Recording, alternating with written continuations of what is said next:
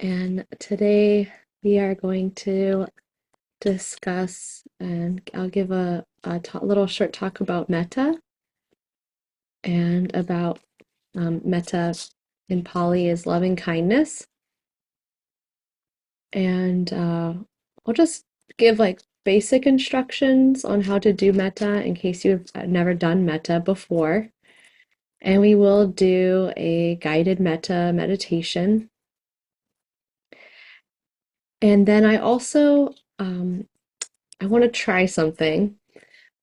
When I've been on retreat, it's very traditional in Theravadan Buddhism to chant the Metta Sutta in Pali, and I wanted to try that.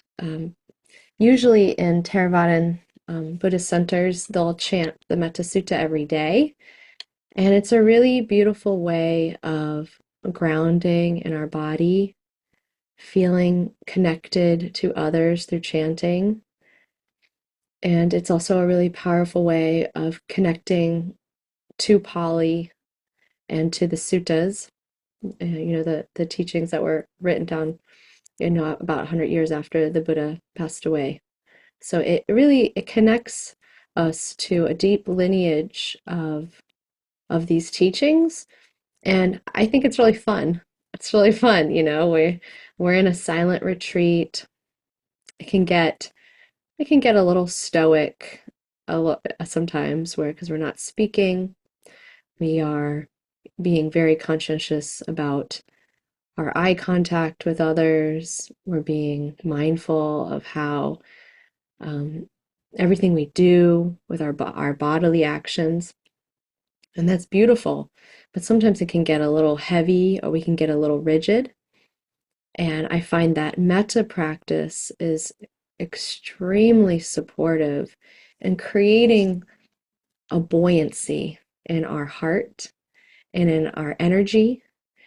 And then the chanting kind of helps us enjoy that and radiate that energy out. And it can give us energy in a way that's really fun and playful, uh, and also continues the momentum of the retreat. So we'll do that um, after we meditate. I have a recording and a PDF in Pali that I'll put in the chat that at that point. And then I do want to save just a few moments for Q&A about the instructions around metta too, um, because it's a specific practice that we're doing together. So, raise your hand if you've heard of metta or you've done metta practice before. If you have your, okay, look at all these hands. Yes. Wonderful. Okay, so great. So that's helpful for me to know you have a little bit of experience with it. So metta is loving kindness, and traditionally we do this it's principally metta is a wish. It's a wish for living beings, including ourselves, that we may be happy, that we may be safe, that we may have ease in our body and mind, and that may we have good health. And when we make this wish, I like it. A good metaphor for making this wish in the meditation is like ringing a bell. So if you've rung a meditation bell, or you have one, or you've heard one, there's a resonance that happens. Once we strike the bell, there's a ringing that kind of sounds out. And it can hang in the air for a few moments. We can still hear the sound, yet the actual hitting of the bell is past, but there's that resonance, the echo, the the the ripple effect of hitting the bell. We can still hear the music of that bell. And I like that analogy because this wish of metta is very similar, right? We can hold this wish for ourselves or for others to be happy. And then we can just feel the resonance of that wish in our heart and in our mind, and allow our heart mind, our chitta, to absorb into that wish, resting in it, allowing it to enjoy the wholesomeness of that wish, softening into that wish, allowing it to grow. And we're just with that wish. We're with that wish. We're with the pleasantness of that wish. We're with the wholesome, the kusala nature of that wish. And then just like with other meditations with our breath, if we notice, oh, our mindfulness has arrived again. We're grounding in our body, and our mindfulness returns on its own. We recognize that maybe we've been thinking about maybe a difficult time with that person, or maybe we've wandered off to thinking about the pain in our body, or maybe we've wandered off to thinking about some other thought of the past or future, right? That's great that we're noticing it, and we can soften, relax, following those distractions, and we can ring the bell of metta again. This is a very gentle practice, and it softens and opens our heart. So we can really allow it to create a sense of warmth for our a sense of warmth and caring in our heart mind that can begin. The more we practice this, and the more that we begin to tune into the resonance of that wish, just like the momentum of letting go in the Goss formula, we can develop a momentum of loving kindness, where our heart can stay open, our heart can stay soft, and it can embrace whatever or whoever arises within our mind with this loving wish for well-being. It can become, as Stephen was saying last night or yesterday, in the process of awakening, in this path of liberation, we are deconditioning and letting go of things that disturb our mind. And that letting go is kusala. It is wholesome.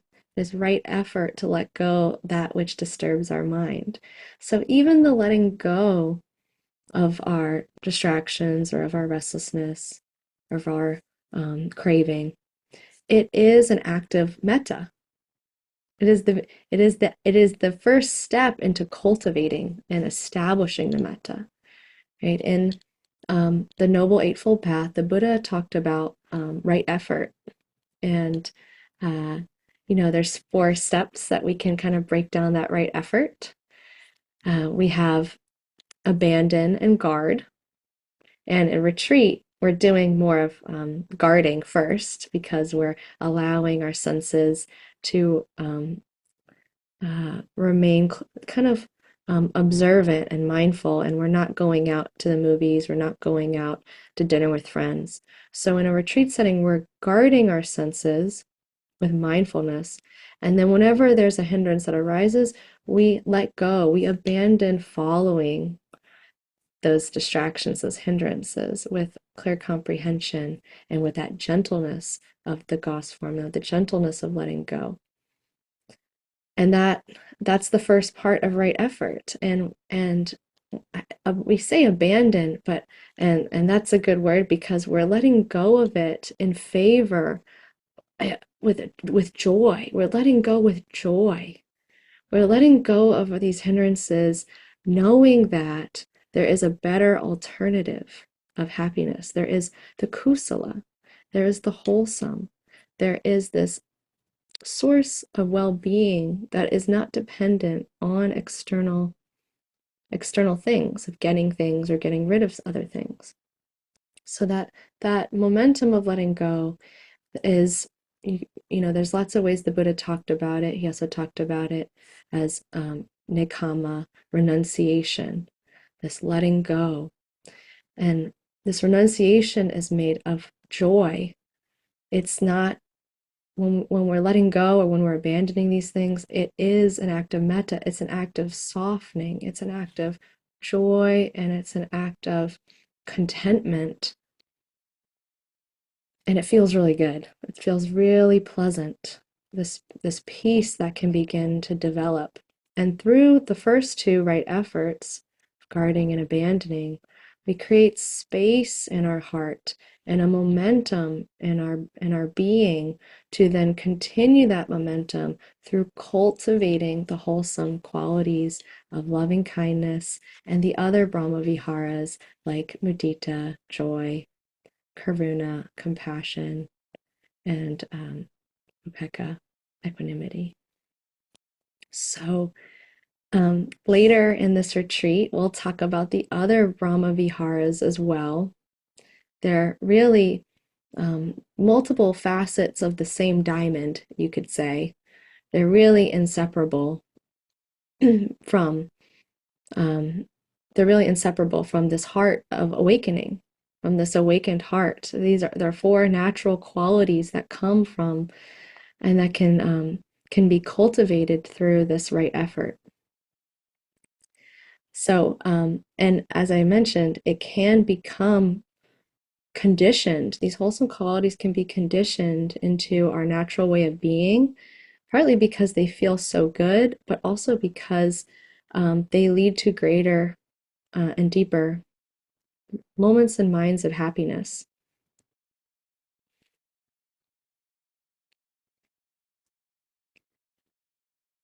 So, with this metta meditation, oh, and the other thing I was going to say is um, this metta becomes continuous and it can be imbued into our mindfulness. And it is built into MIDL, even though we don't necessarily do metta meditations right from the beginning. It's totally imbued into the fabric of MIDL through the softening into our experience and through the letting go of hindrances. And we this right view of loving kindness can be built into our sati, into our mindfulness, so that whenever we do notice hindrances arising or unskillful actions potentially about to arise, we can regard them with loving kindness instead of saying, oh, man, I can't believe I was just daydreaming for a whole hour and feel guilt or shame. We can feel loving kindness towards ourselves. We can have this gentleness built into the mindfulness that says, oh, that's so wonderful. I'm so glad that I'm awake. I'm so glad that I'm aware. I'm so glad I can see this clearly. Well done, mind, for waking up. And we can encourage ourselves. Metta is a mind that is deeply encouraging and understanding and gentle, and it's very supportive in the path. There is a well-known teacher, you all may have heard of him. His name's Joseph Goldstein, and he has this analogy for metta practice that I really like that I wanted to share with you. He said that insight practice is like riding a bicycle, right? It takes coordination, it takes mindfulness. You know, you practice, you fall off, you learn how to stay balanced through this right effort. But practicing insight practice without metta or without this loving attitude, without this gentleness, is like trying to ride a bike with no air in the tires. And if you've ever tried to ride a bike, a tire, if you ever tried to ride a bike with flat tires or that your tires had low air, you know how difficult and arduous it is to ride that bike. it's so almost impossible. Eventually, you have to get off and just walk it because it's just not going anywhere. And that's what I mean when we say that metta and the Brahma Viharas, they create buoyancy in our heart. They uplift and gladden the mind and soothe our heart so that we can be with things that are difficult to be with, right? This path of awakening is when we practice these Four Noble Truths, we're turning towards that which we may not have looked at clearly before. Causes of stress or causes of suffering. We're being with unpleasant Vedana, and we're learning and looking at a relationship to what's arising. And by having this friendly attitude imbued into our mindfulness, it puts air in our tires and allows our practice to be joyful. And it really helps just the whole process. It kind of greases our wheels. It allows the Dhamma to turn within our heart and our mind. We become grateful and willing and open and accepting of what arises as opportunities to learn and to grow and become wiser and kinder. And yeah, I could go on because you can never say enough good things about the practice of metta. So let's go ahead and I'll give the direction, the kind of how we'll do this. I'll give instructions on how we'll structure the meditation, and then we'll practice. And then I also will say, before we start, I want to say a little bit about the chanting. So it's very traditional in metta practice to start with easy beings. I know a lot of you said you have done this before. So we initially start with easy beings, and they can be yourself, but if you find it hard to develop metta for yourself, you can do metta for a little being like a pet or a baby or a small child. You can do it for the earth. You can do it for yeah, anything, anyone, any living being that you find, oh, you naturally connect with the innate goodness of that being, and you naturally gently wish that being to be happy. It comes easily for you. We can start there. And the reason why we start with easy beings is because metta is the same for all beings. Metta is unconditional, so it doesn't say, oh, okay, I'm gonna love little kind beings more, and I'm going to love people who cause harm in the world less.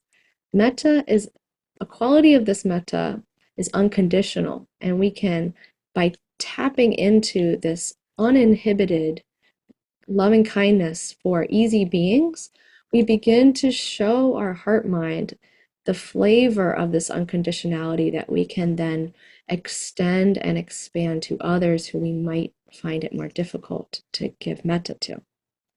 So metta is the same. It's our relationships that can make it more challenging. So we start with easy relationships. We see how there's no aversion. There's no sense of strong distance between easy beings. It's very easy, and there's an immediate sense of closeness, a sense of caring and gentleness with easy beings. And that can be the way that we orient to metta, to know that it is possible to feel this metta to others who we will progress through in the meditation. It is possible. After we do an easy being, we can do loved ones, we can do friends and family, and we can do benefactors.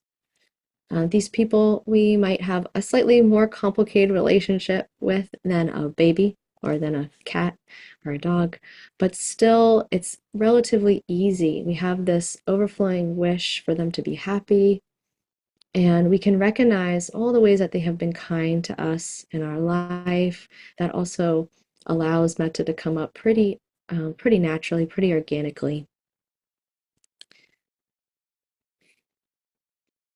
And another aspect of this metta that can help allow it to flow is recognizing that our friends and our family, they have the same wish to be happy as we or as ourselves, as these baby, as these little love easy to love ones, right?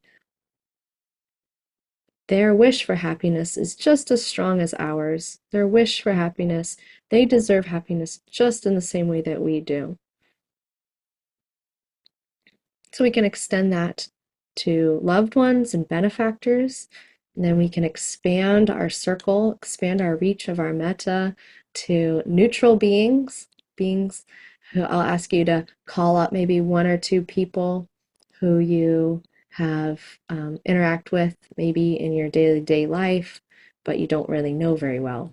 So people like the cashier at the gas station, or maybe um, an acquaintance, maybe an old um, high school student mate who you haven't thought of in a long time, maybe someone who you don't really have a very strong relationship, either pleasant or unpleasant, as a way to recognize that you can extend this metta towards people who are neutral.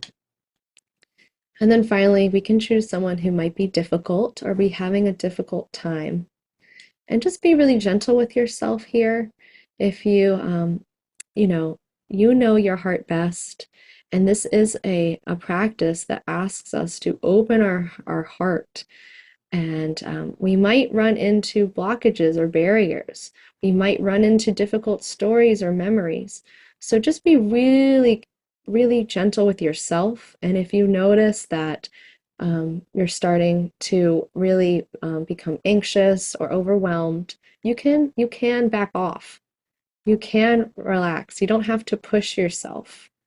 We're practicing loving kindness, right? So be gentle with yourself always, and but just see how you can extend the same love towards others, recognizing that they too wish to be happy and are likely experiencing problems, inconveniences, and suffering in their life too.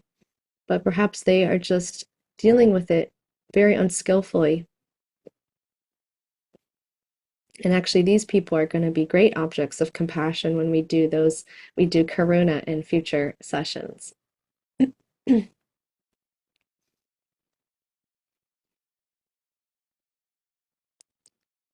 So that's what we'll do in our in our metta meditation. And when you're holding these beings in your heart, you don't have to have like a solid photographic photo of them in your mind.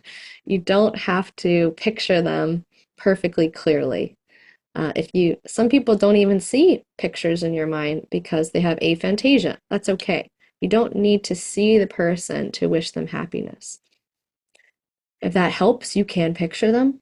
But in general, you just want to feel a rough general feeling that you're thinking of that person. So maybe, yeah, just a rough general feeling of that being. It will suffice.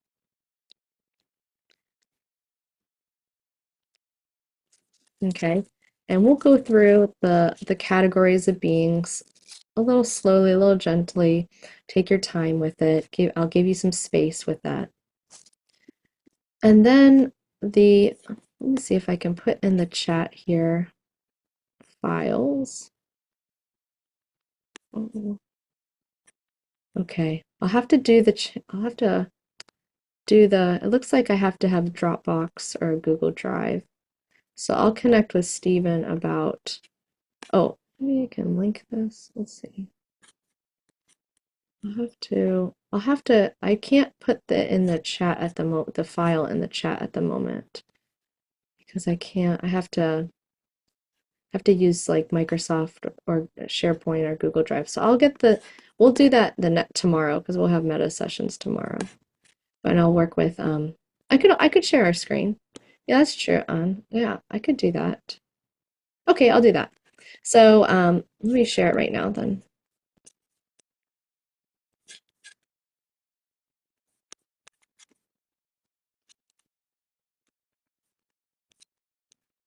Mm. So we see.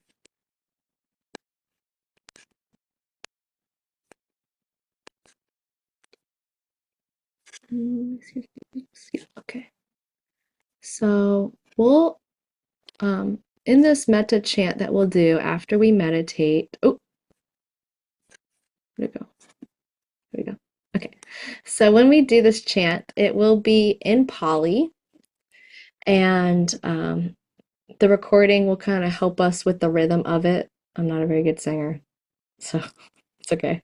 We have a really wonderful teacher named Devin Hasa. She is going to be singing it in the recording, and this is really what the chanting says. It says that in this, we'll repeat this really beautiful line in the first stanza, saying that in this practice, we will honor the Buddha, we will honor the Dharma. You're not seeing it on the screen? Oh, okay, okay. It says I am sharing. Okay, let me do this. You are being very patient. Pull this up.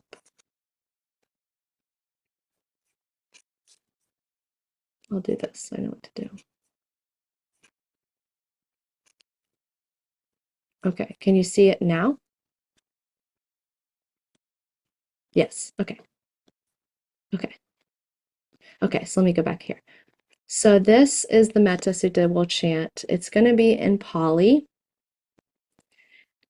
and it's a really beautiful tune. It's really nice, and I like connecting with the Pali for the reasons I said earlier. And it's nice to know what you're saying, though. So, so the English here in the first stanza, we say we honor the Buddha, the Dhamma, and the Sangha with our practice. And just like our meditation that we'll do, we wish ourselves to be free first, free from danger, free from mental and physical suffering, and that we wish that we take care of ourselves with happiness. Then we wish for our loved ones, our mother and father, our teachers and benefactors. Then I love this part. We wish happiness for all the yogis in the grove. That's all of us. So you can, it's really nice to meditate in a hall together because you can just look at someone's camera and just see, oh my gosh, I wish you to be happy. This living being right here with me, meditating with me. Then you can meditate traditionally for the guardians, and then it goes through all living beings, creatures, individuals, males, females, and so forth. And this is the tradition of kind of using opposites. So we'll say all living beings near and far, all living beings hidden and seen, right? So that all living beings across all the different polarities of beings are included. And it's a really fun way to stretch the mind to say, yeah, even beings that crawl, beings that fly. It's just a really fun way to see that living beings come in all shapes and sizes and they're all worthy of happiness. May they be free. And then at the end, we dedicate the merit in the chant. Okay. And we meditate we dedicate and we say sadhu, sadhu, sadhu. This is the right path. Well spoken. Okay. So, and I'll give this to Stephen and he can put it in the retreat documents on the website. Great. Okay, great. So I'll stop sharing for now. And let's go ahead and we can meditate.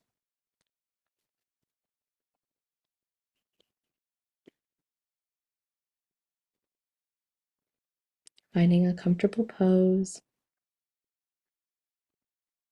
allowing the eyes to close,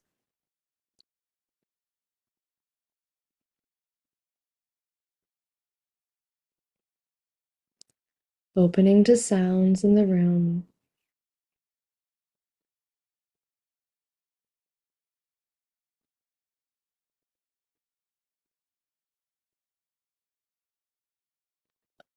and grounding into your body.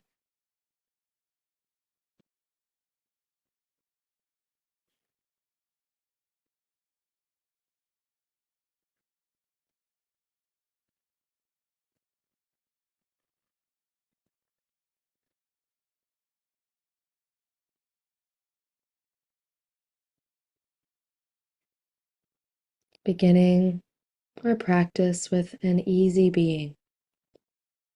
It can be ourselves and a pet, a small child,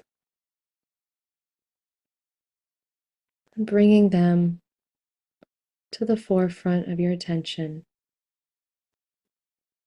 holding them in your heart. We can repeat the phrases, allowing them to resonate in our heart.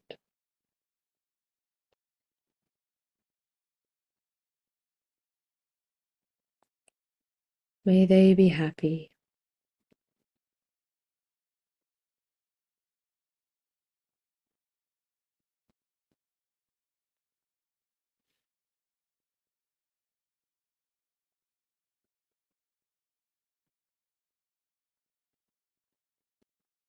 Allowing this wish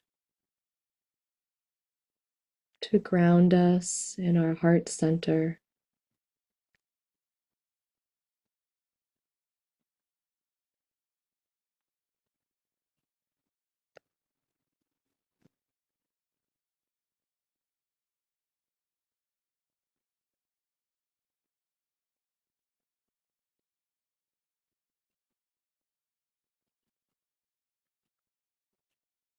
This wish feels warm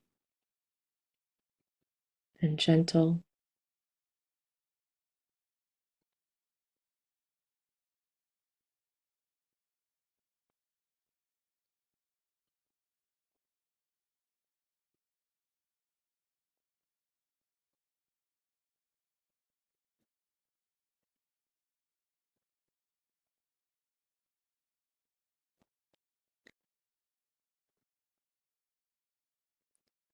It is a feeling of deep care for this being.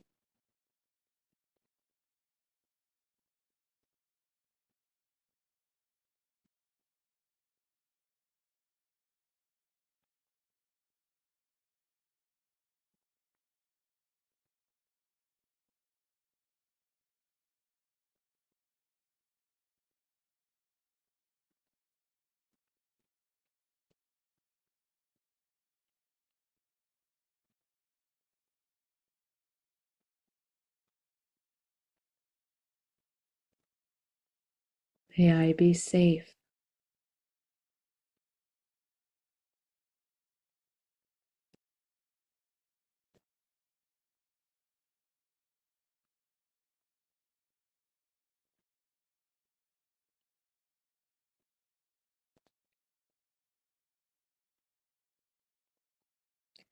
Giving our heart permission to enjoy the wholesomeness of this wish for this being.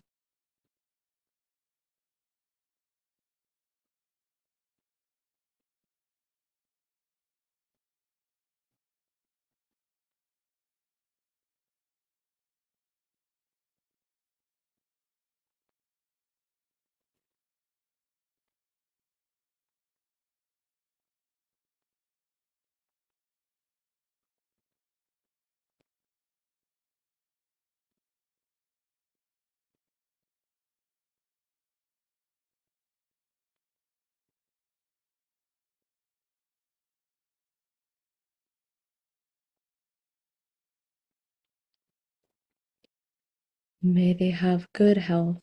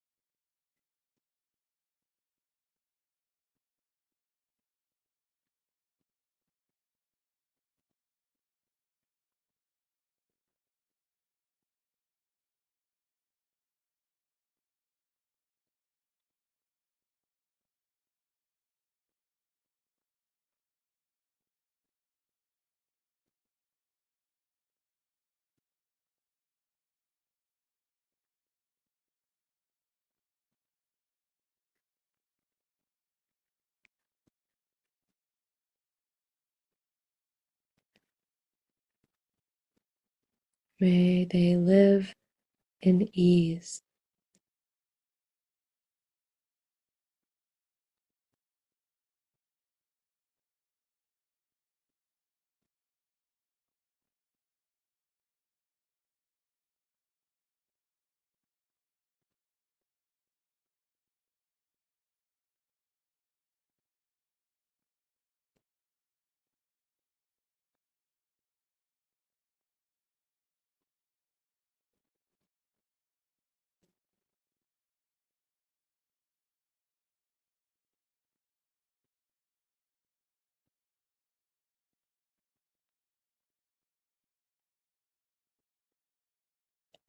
Holding this being in your heart, wishing them well.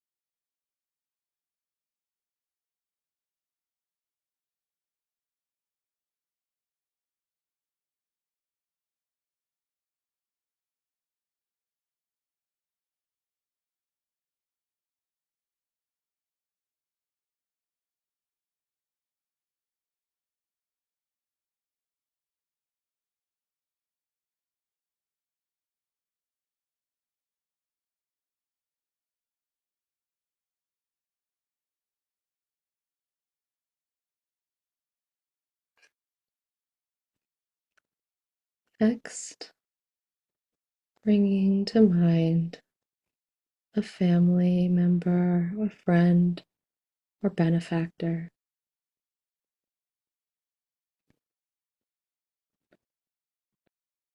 having a general rough feeling for this person. We can ring the bell of these phrases, allowing our heart to soften into the metta for them.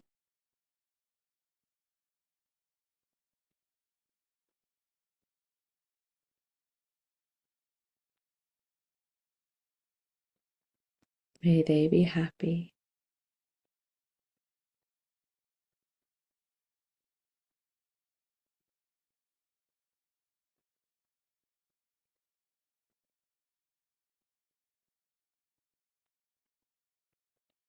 May they be safe.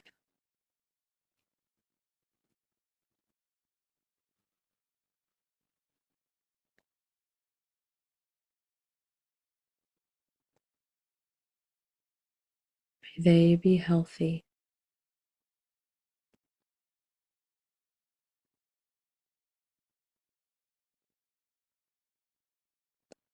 May they live in ease.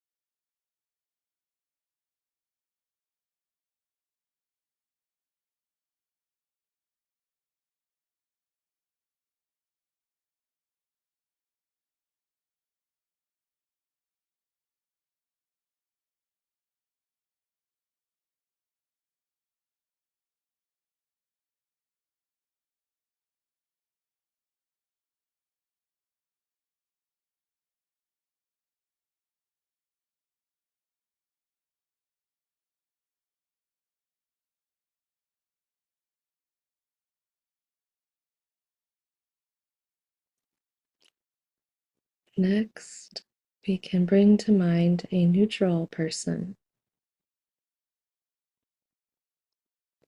a store owner, a neighbor,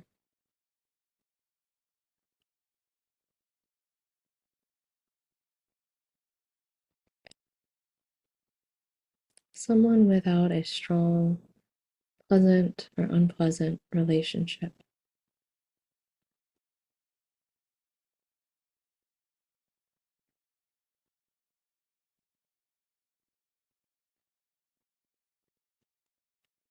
And again, we can recite these phrases, wishing them well.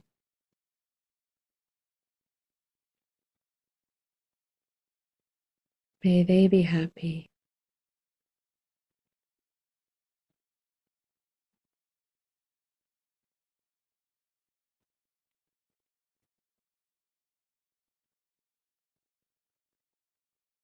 May they be safe.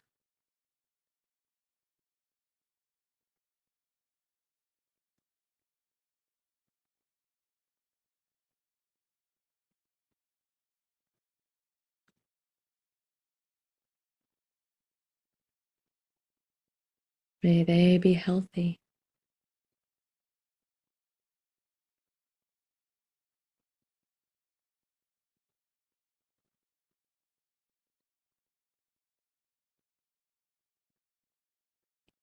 May they live in ease.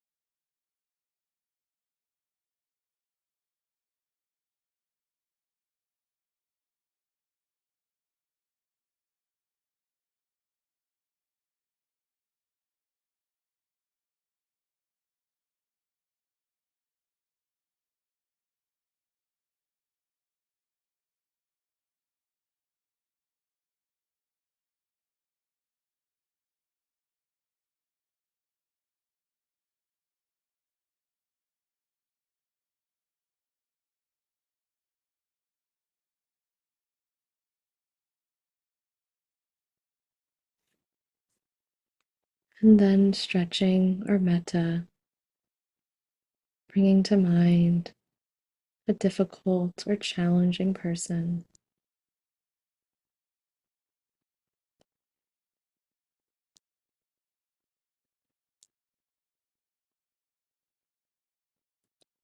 Reflecting that they too simply want to be happy.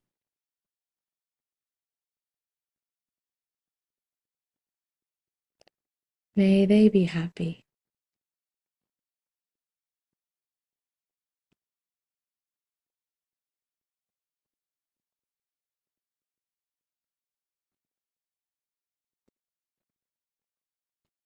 May they be safe.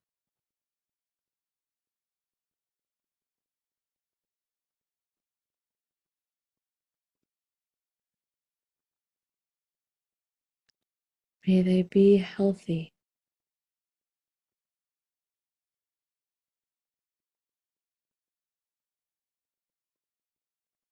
May they live with ease.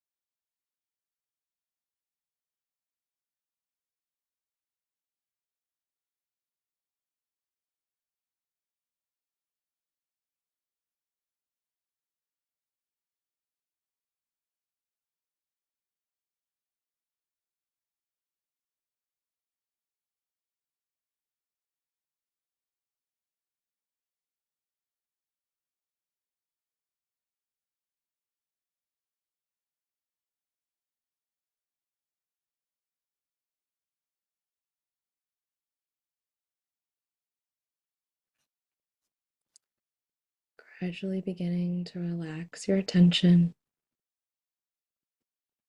bringing it to the borders of your body, feeling the resonance of the metta for all these beings within your heart and mind. Noticing how it benefits us as well.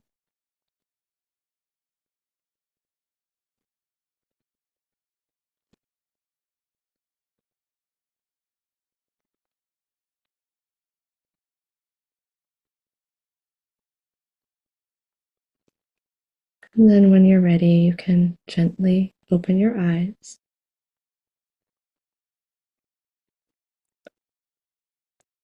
And I'll share my screen, chanting.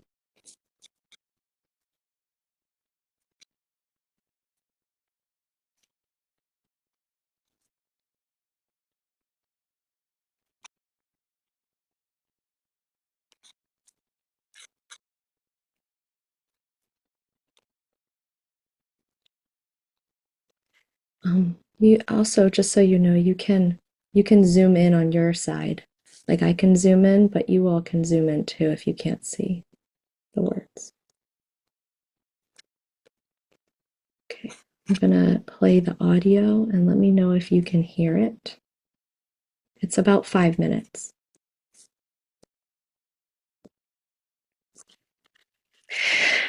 Imaya Dhamma. Can you hear that? Yes. Anu Dhamma Patipatiya Buddham Pujami Imaya Dhammanu Dhamma Patipatiya Dhamma Pujami Imaya Dhammanu Dhamma Patipatiya Sangham Pujami Aham awero mi abhyapajo mi anigo mi sukhiyatanam pariharami mama mata pitu acharyacha nyatimita cha Sabramacharino cha awera hontu abhya paja hontu aniga hontu sukhiyatanang pariharantu imasming arame sabe yogino awera hontu abhya paja hontu aniga hontu sukhiyatanang pariharantu amhaka araka dewata imasming vihare imasming awase imasming arame araka dewata awera hontu abhya paja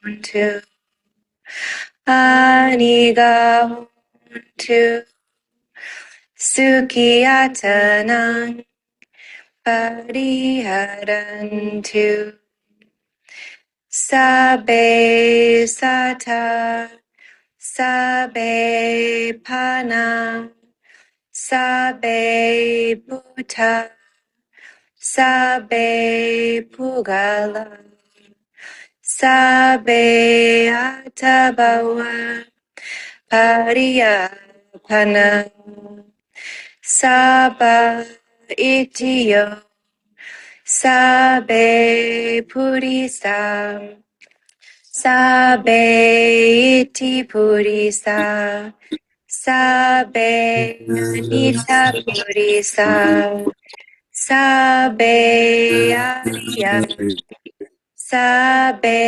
anariya sabe dewa sabe manusa sabe vinipatika awera hontu abhya paja hontu aniga hontu sukhiyatanang pariharantu dukkha muchantu yata lada sampatito mavigachantu kamasaka idam no punyamagang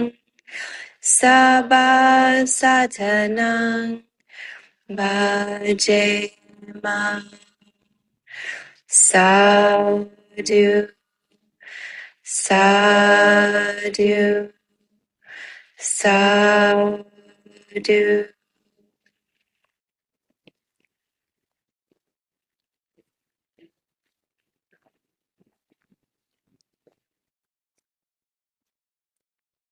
Thank you, everyone. Thank you so much.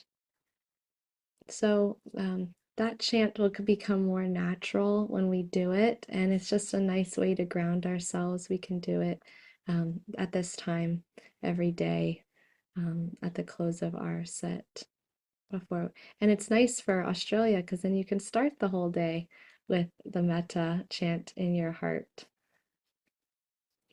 I know we're at the hour. Are there any questions related to this instruction? It's not clear, so that if you would wanted to go practice after this more metta. Yes, I am recording this and we're going to put it in the retreat library. Multiple people have asked to record the metta sessions, so we will do that. Yes, we'll also do the recording of the chant and the PDF for sure. No problem, Paula. Thanks for asking.